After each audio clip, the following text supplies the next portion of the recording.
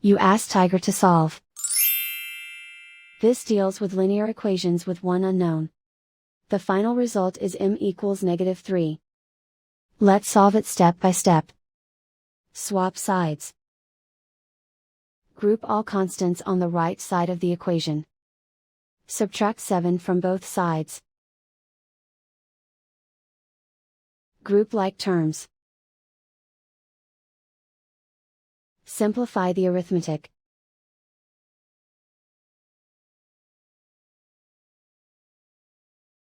Convert the m into a positive number. Multiply both sides by -1.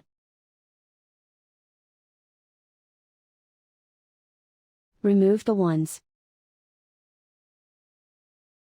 Simplify the arithmetic.